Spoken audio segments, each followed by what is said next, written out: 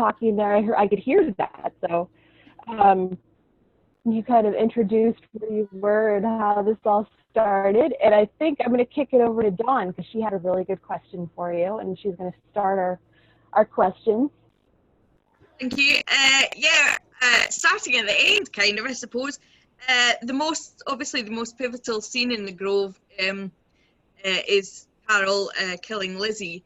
And I wondered, due to such the sensitive nature of the subject matter, were there extra considerations and negotiations that had to be made and how you were going to shoot that and depict it?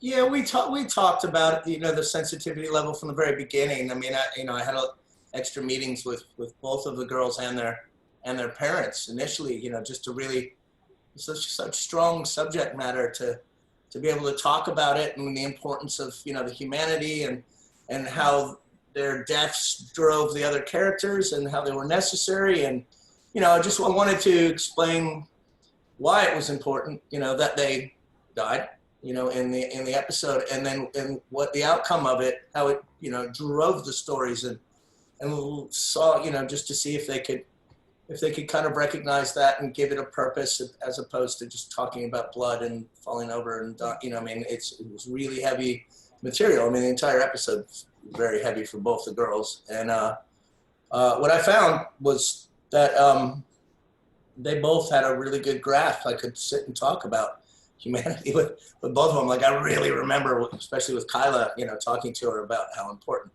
her death was, because she was telling me about how she had an experience on another show where she had to play dead and she didn't really like it. And, you know, we kind of went through those things. So, you know, it was important, those initial things. Then to rehearse was important just because it was such strong subject matter, and I know that neither of them had been through it a bunch. And then we did a lot of things when we were, you know, when we were shooting to try to keep it light and keep it fun and, you know, just do weird, silly things to try to, you know, just to break it up a lot. For that scene specifically, you know, we had to talk to standards and practices. I had to talk about what I was allowed to do with both of the deaths, you know, because they're child and what you're not, children, and what you're not allowed to do. And, you know, there's footage.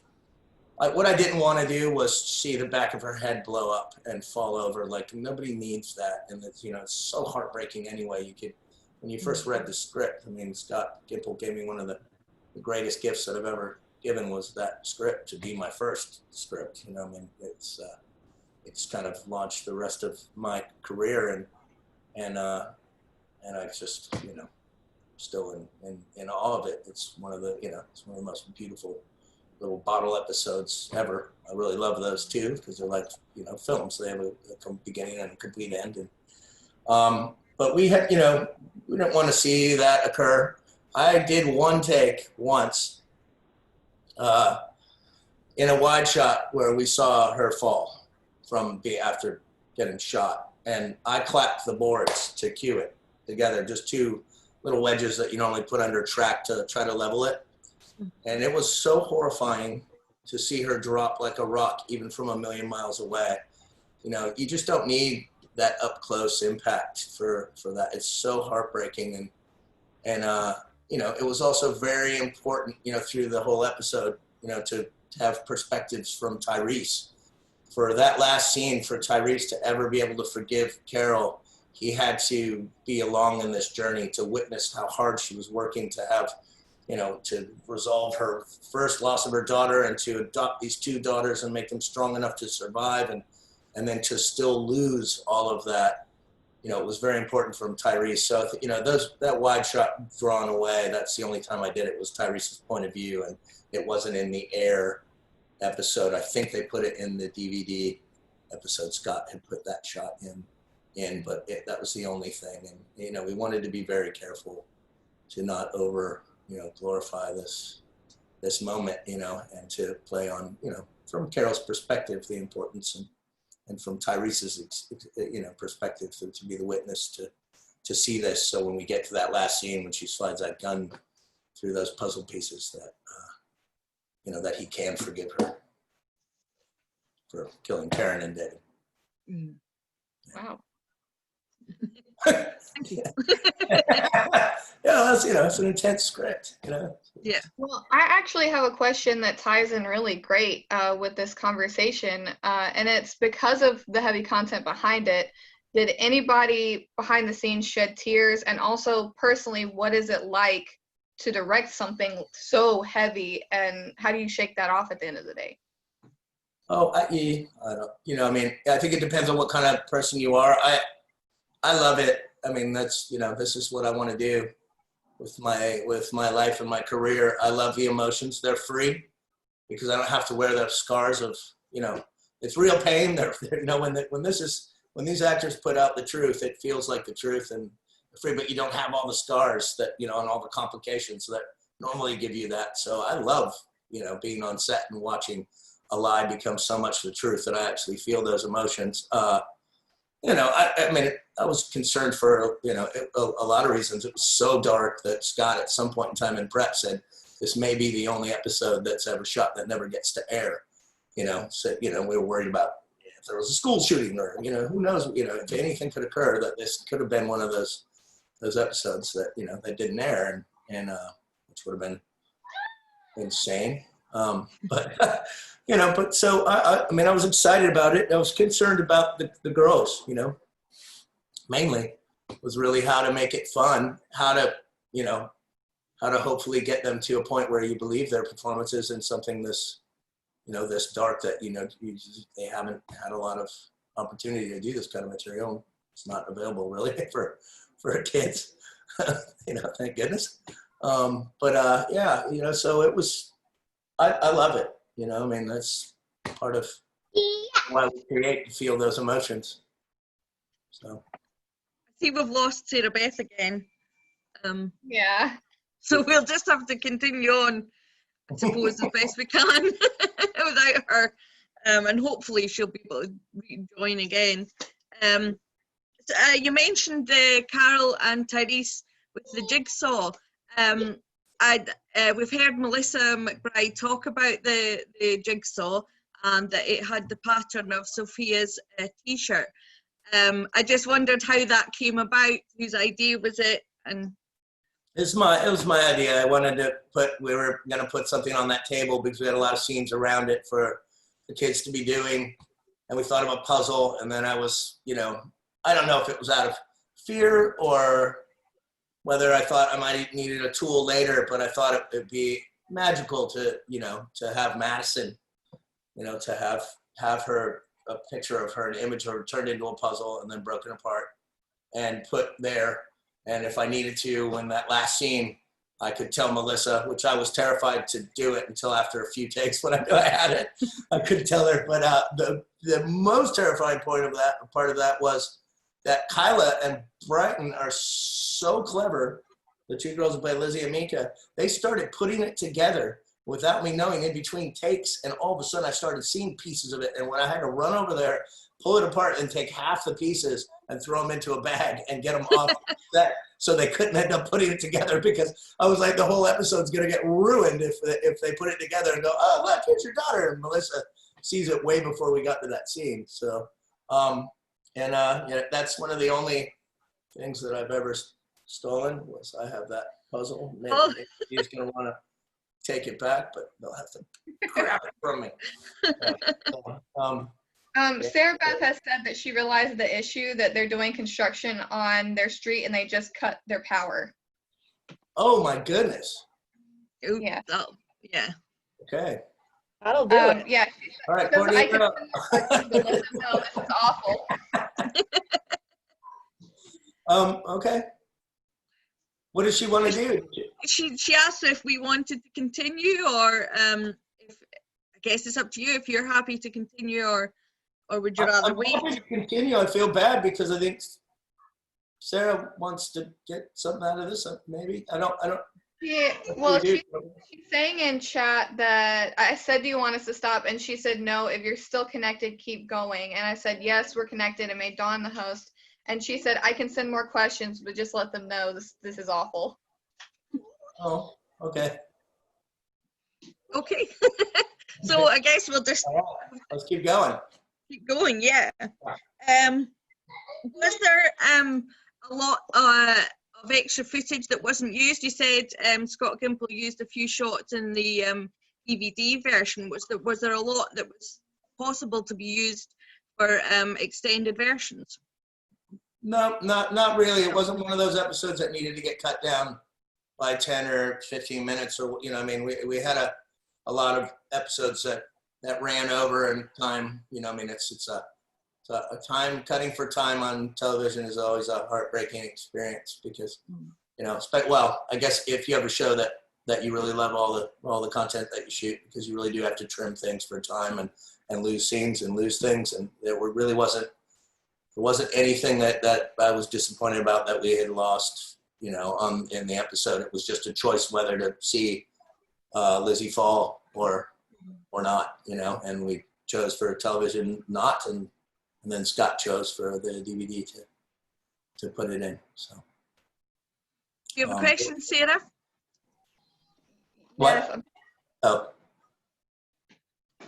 I was trying to get her questions, but she hasn't sent them yet. I was just checking. But yes, I have some more. Brighton is like a huge focal point in this one with her performances. She was absolutely incredible. I was wondering, was anything by her improv? No, it was, we stuck to the script pretty good. I mean, some of her looks and things were improv. She gave a couple really odd looks and things at the ends of sentences. And if you watch, knowing what when you watch it the second time, there you can see there's a lot of almost tells, but they're not, and they were all her. I mean, I thought she was really fantastic in it. But she was very into that role. She was the one who was like, "Oh, it's okay, Mr. Michael. It's okay. I don't mind dying." I mean, she was like, it's I think and I'm a male, but I think girls are so far ahead in the evolutionary scale. You're making such a jump in that it's crazy how you can really speak to these young girls that they're so far ahead just in humanity and empathy and all of these things that that was probably the most surprising thing. Was I was preparing to really have to work hard to get through this and feel like I'm not just being senseless and dragging them through all of the performances. And instead they really had a good grasp of what their role was and the importance of it, and I thought they did great. Yeah, she was so captivating to watch. Just all of her expressions just sold it so amazing. Just both of their performances were just insanely impressive. Yeah, they were really good. Yeah, and Kyla, I loved her. I thought it was important that I kept talking to her before the scenes to really take it to Carol, to be the adult, that she doesn't want to kill and that she doesn't feel right about it. And she really did that, I mean, I think in every scene, because Melissa's just so powerful that she can make, any actor look not good if you don't have the chops. So.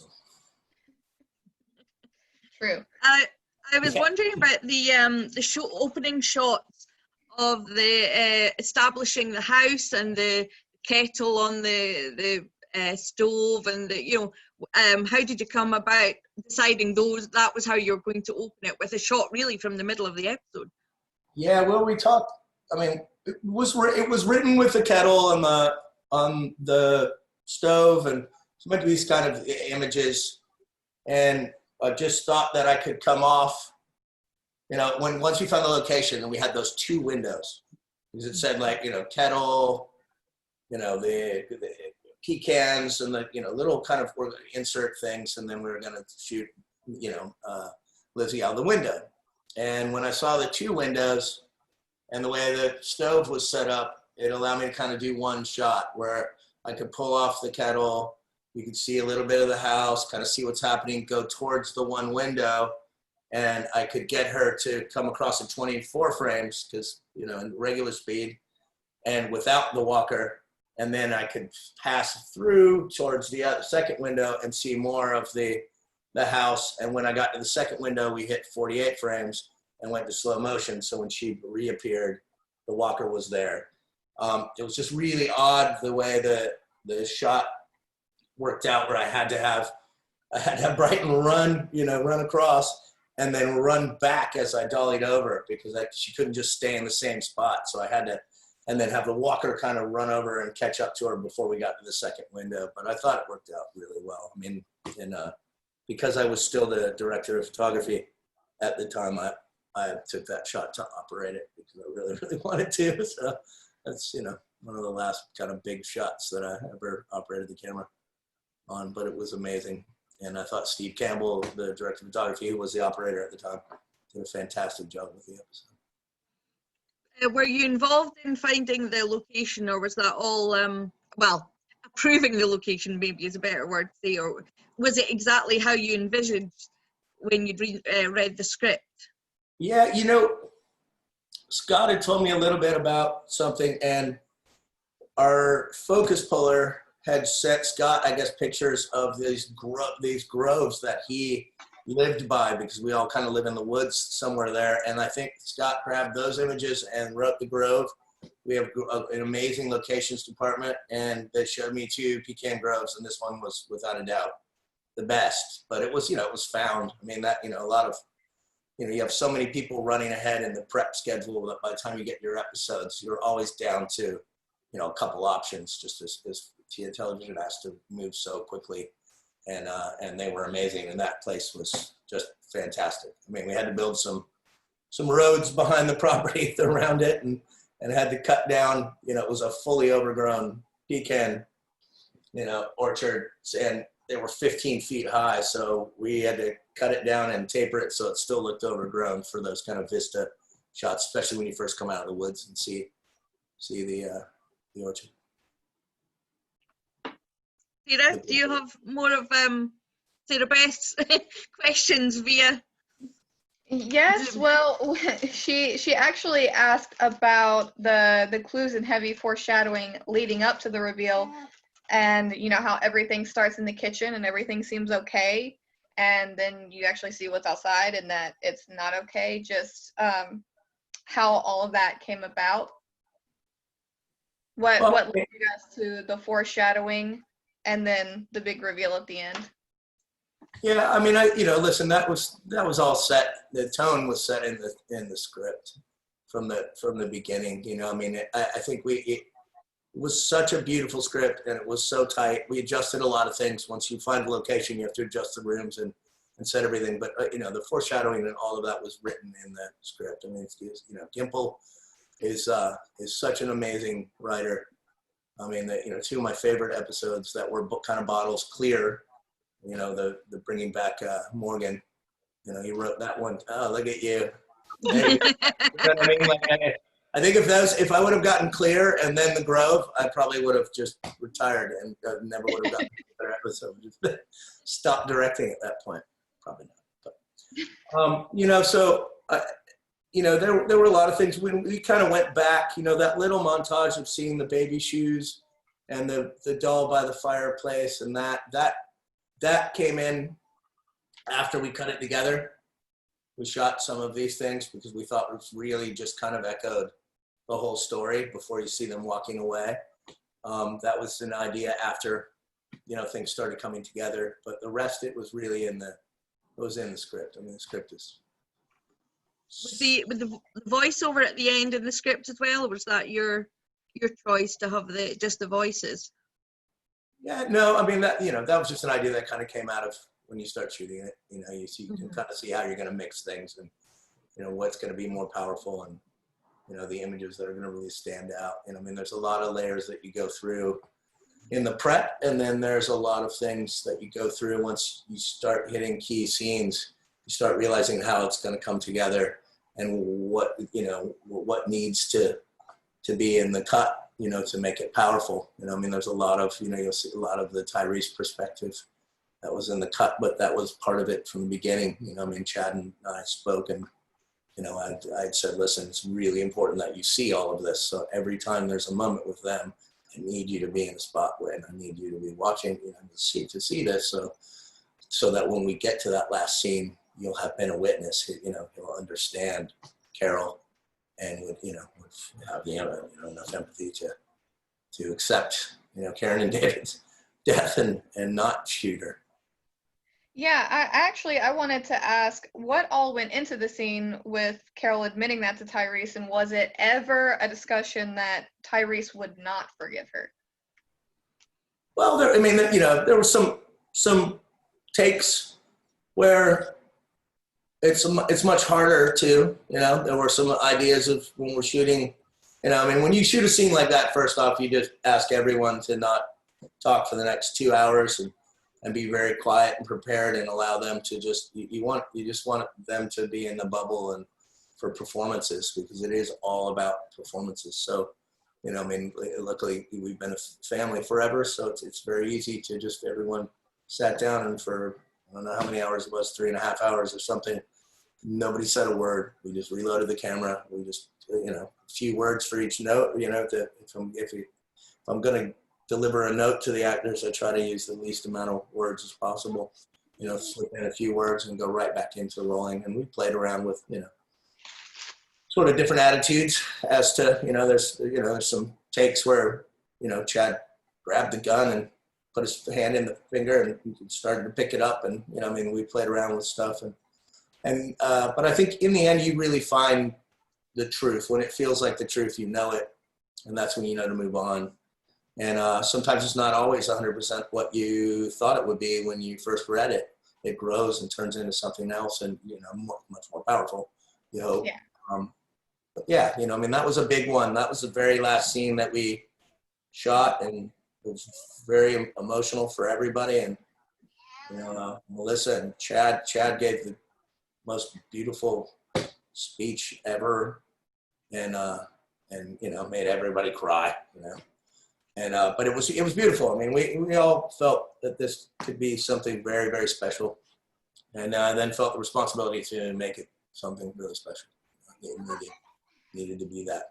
It's still to this day one of my favorite episodes, even though, watching it today, I was happy with how powerful it was and still saw the 150 things that I wish I had done better. But, it's always like that with every episode, and it always will be for me, sadly. Just hopefully the list is a little smaller, there's still 150 things, but, they're like, as a fan, I can safely say that whenever we rewatch, we find 150 more things that we didn't see that we do enjoy. Like, wow, I didn't see that the first watch, because there is so much packed into this episode.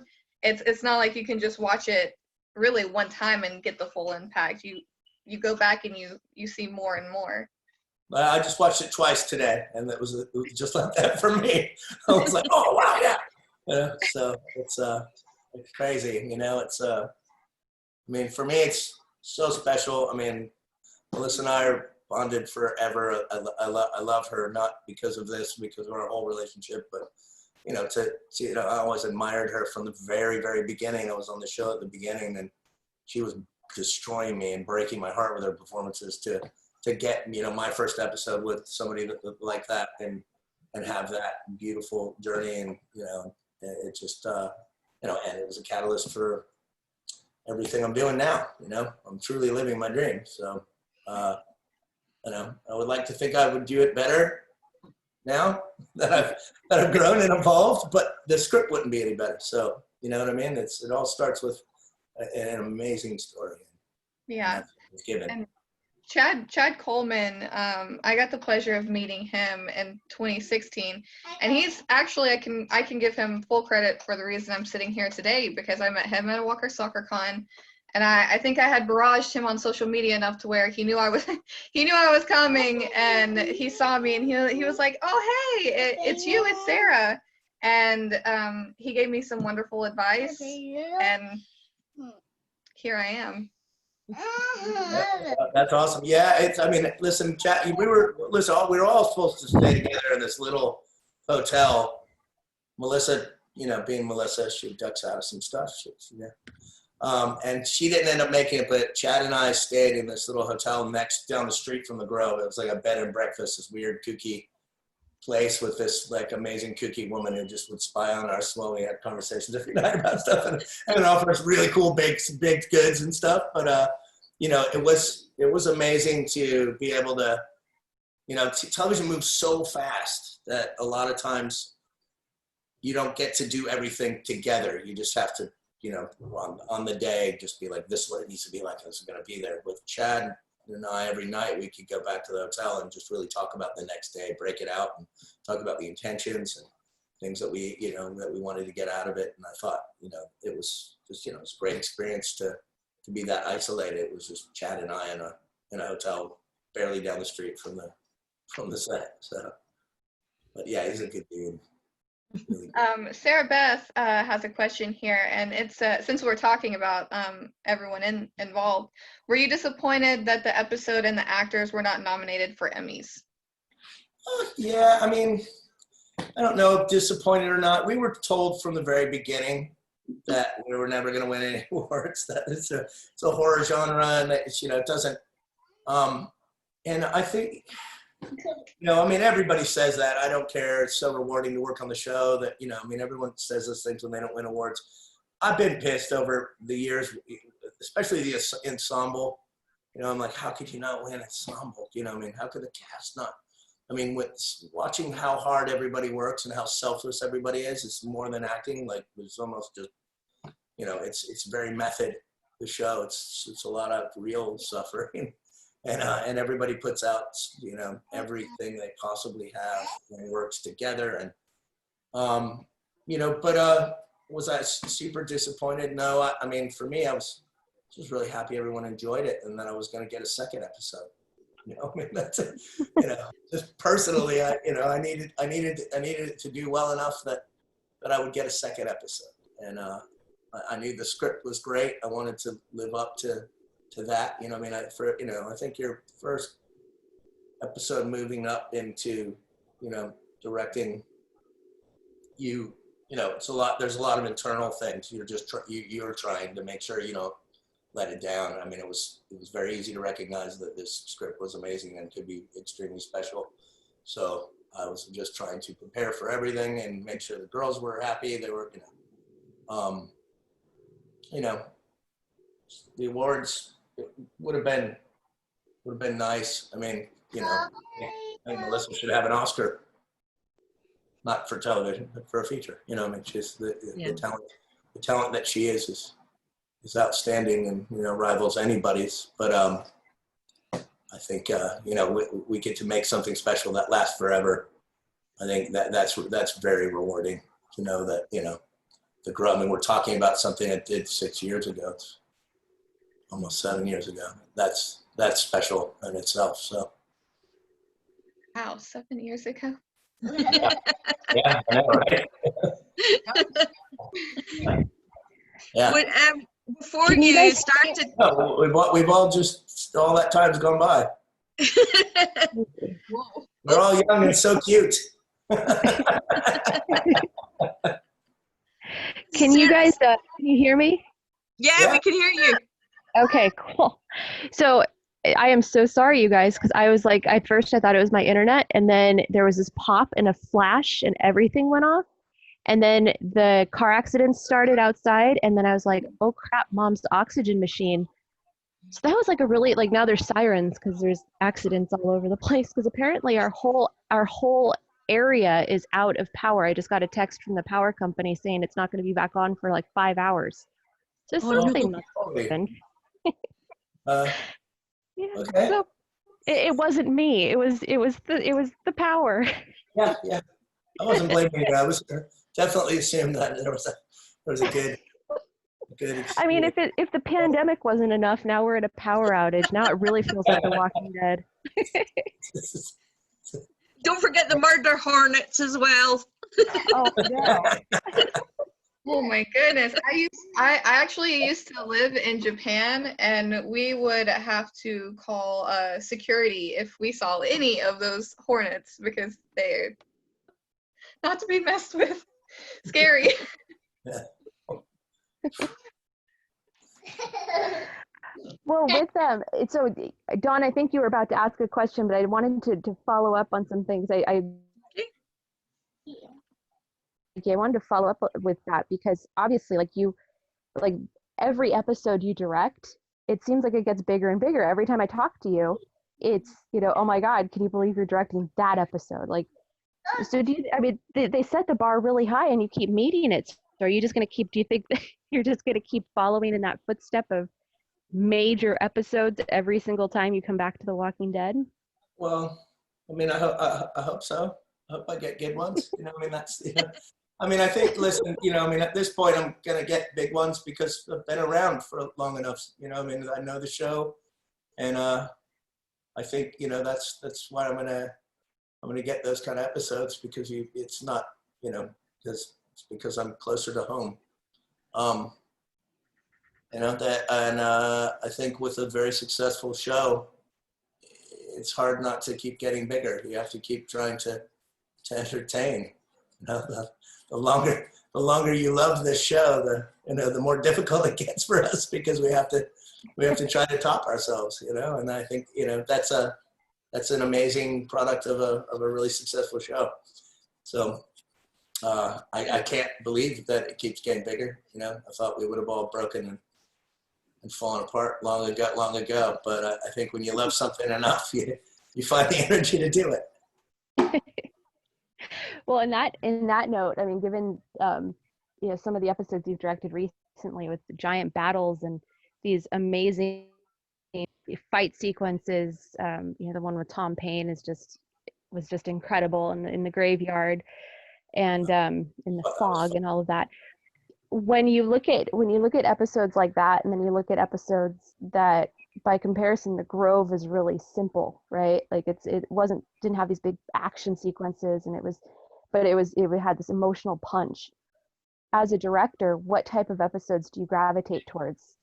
Oh, well, yeah. I mean, to be honest, listen, I love all the technical things. I love the big battle scenes, and I mean that with Tom Paine, the death of Jesus. I mean, those are, you have an extra responsibility. You're losing somebody, so you work really hard to try to make it amazing. And that that was only I tried to talk about to all the actors before you lose them. And Tom, the only thing he said was like, "Make that scene amazing. You better make me look like a fucking action star on the way out." And, and I was like, all right, so, oh, we will. And he did. He looked, I mean, he was amazing and shooting kind of the off-speed stuff.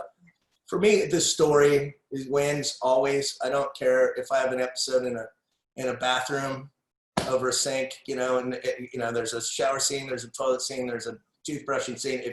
If the story is amazing, then I'll always choose that. I mean, it doesn't quite work out that simple, but The Grove is a perfect example of how an amazing story can be simple, and how you don't need to blow up half the earth or have these epic battles, even though those are amazing to shoot and fun, and I definitely want an even balance of those things. I wouldn't want to just sit in a courtroom. That would bore me to death, especially now that I've been doing The Walking Dead. I don't know what I'm gonna have fun with after all this stuff. But the story, it's a story to me. If I can break your heart or make you cry or feel those same emotions myself, then I think I would rather, I'd rather do that than anything. I think that's why, that's why we want to create. We try to create emotions and make people feel and all emotions. So the stronger, the better for me. And then I'll take everything else. So awesome. Dawn, you were about to ask a question. Yeah, I was just going to ask, sort of going all the way back, before you took on The Grove, were there any particular influences you wanted to directly use when shooting The Grove? Or was it just a general feel you were going for?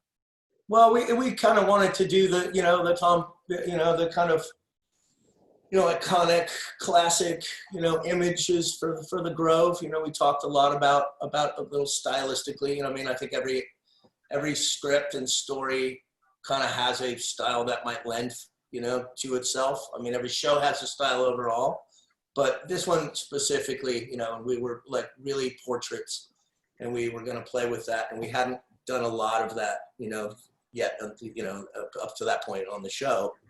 We did a lot of kind of moving and sweeping around, and there's still some images, but this one we really wanted to stick to, to really like portraits and frames, and so a lot of scenes I would block, so they worked with, within a frame, and would transition in, and I could push over into another image and really try to, the Pecan Grove kind of, image. When you see that still image of the groves, we've stuck with that, and that was kind of the theme that we wanted to kind of carry throughout the episode. So I blocked the scenes to that. It's not a lot of big sweeping moves, and only that reveal into the grove really was the only really big move that we did. Going forward in The Walking Dead, is there any particular kind of scenes that you haven't done a lot of that you would like to do more of, that you're hoping you'll get a script for? Oh, I don't even know what I could think of that I haven't done yet. So it's been the last 10 years of my life, I feel like we've kind of done everything. I mean, I'm always amazed that, that Nicotero's coming up with new Walker gags. I would have thought we would have ran out of those in a long time. Love stories. We don't do not a lot of love, or it doesn't last too long. I mean, that's why I was very excited on the Fear portion to get to do the June and Dory, love story. I mean, that was very exciting because it just felt different and fresh, maybe more love. I don't know, but love will always end in the death. So it's a little ounce of hope. The Walking Dead's like just an ounce of hope, and then it gets snatched away. Well, it's hard not to think of the fact that in season 10, you were the director who had the some of the most iconic love scenes I think the show has ever seen. Yeah, was that love? Is that what love is? Well, it was that stand-up grindy thing, wasn't it? Yeah. Well, Negan and Alpha. I guess that was love. It's a new kind of love. Yeah. But listen, I was excited about that. I mean, just because I knew it was going to break everybody. So it's going to break their minds, and once we had the discussions, and I knew that, I knew we weren't going to, we obviously can't shoot anybody naked, but I said, if I have that last shot of the scene, that wide shot, and they're in a profile, I think could be naked, and none of the naughty bits that would keep it from airing would be showing. And so, talking to Jeffrey and Samantha about how important it was, and then buying in, and being amazing and understanding that it was for the impact for the audience to get one shot and see, that mask, those two piles of clothes and two naked people pressed up against each other, was going to be important. And, but I was happy with the outcome, very happy, and happy with the reaction. It's still, 10 years in, if we can get something out of you guys, you've seen everything. If you can, I don't care what reaction it is, but if we can get a strong reaction in any way, I feel like we've done really well. And I was excited about that one just because I thought it's going to break everybody. So, yeah. I still don't know if it was really a love story. Naked, they had socks on. Getting a crass reward,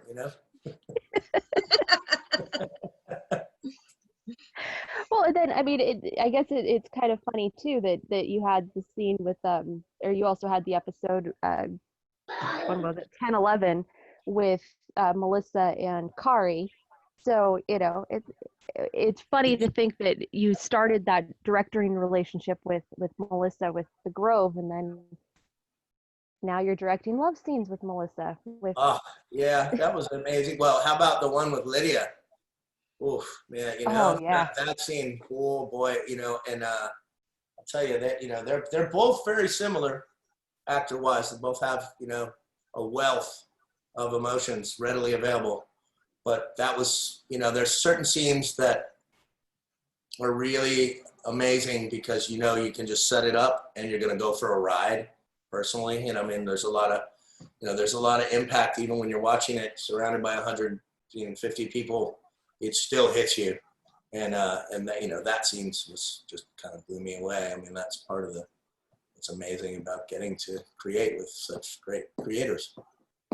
You know, is that you become a fan. You know, I mean, that's all I represent as a director anyway, is you guys, the fans. I think about, well, what are they going to feel here? What are they going to feel here? Oh, I better try to get this a little bit stronger so they feel this. And, you know, it's like I kind of, you know, represent you guys while I'm, you know, trying to figure out what you're going to want to feel, what I need to feel out of this, whether that's strong enough. Do I think you really care? You know, comparing a bunch of other scenes that maybe have ever happened that had similarities, how to make it different, you know, but for, you know, like you're representative. Can you ever watch as a fan yourself? Are you ever able to switch off from it when you're rewatching it back? Yes. Now that I went over as the producer director to Fear, when I come back to The Walking Dead and have to catch up for the first time in 10 years, you know, I do get to watch as a fan because I don't read the scripts as they come out.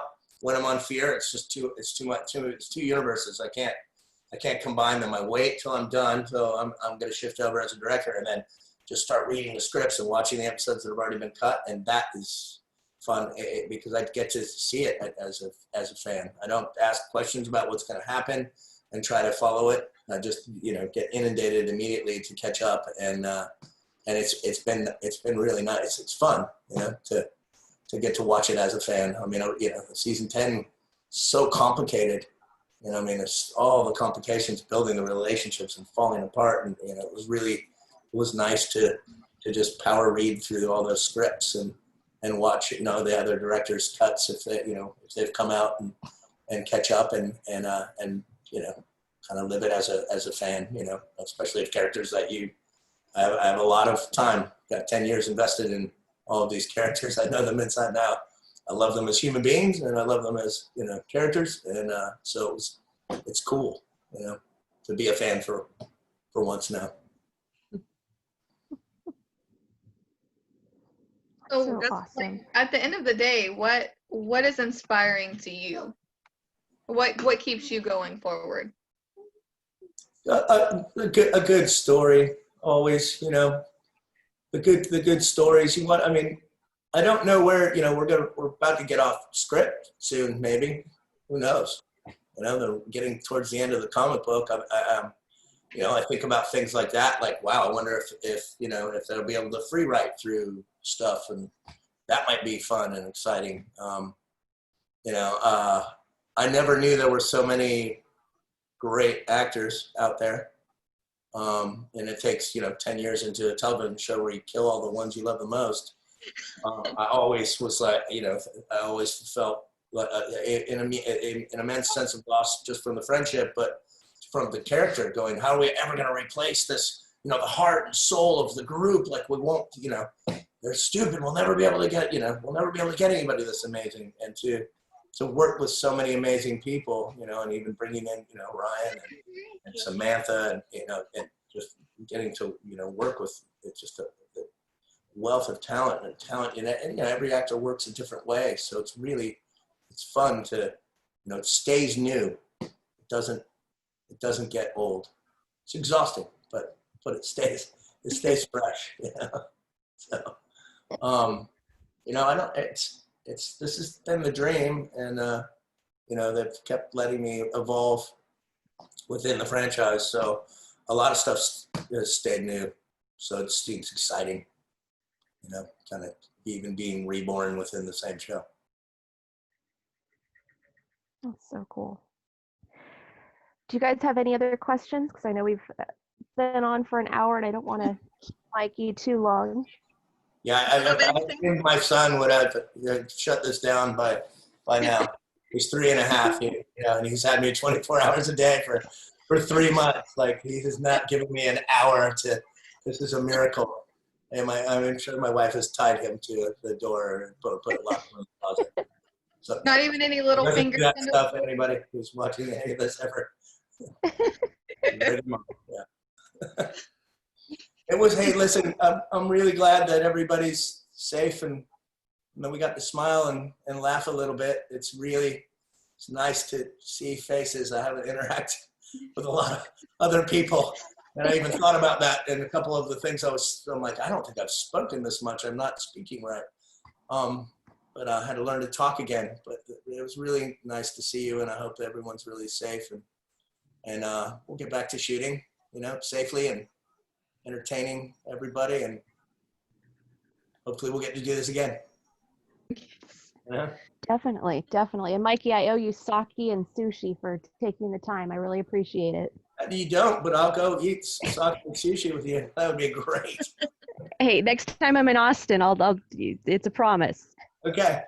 That sounds awesome. Yeah. You were meant to come out, weren't you? No, remember I was there in February, so I made it. I was actually you were just out. You were just out in February. Yeah. I lost track about everything. Yeah. Well, the funny thing is that I had my wipes and everything on the plane because nobody was really talking about this yet, but I was because of my mom and stuff. So I wasn't really, I was kind of freaked out about getting on that plane, but nothing could keep me from coming and seeing you guys. So of course I was going to do it. Well, hopefully you get back out whenever we get back out, whenever that is. All right. Well, take care, everyone.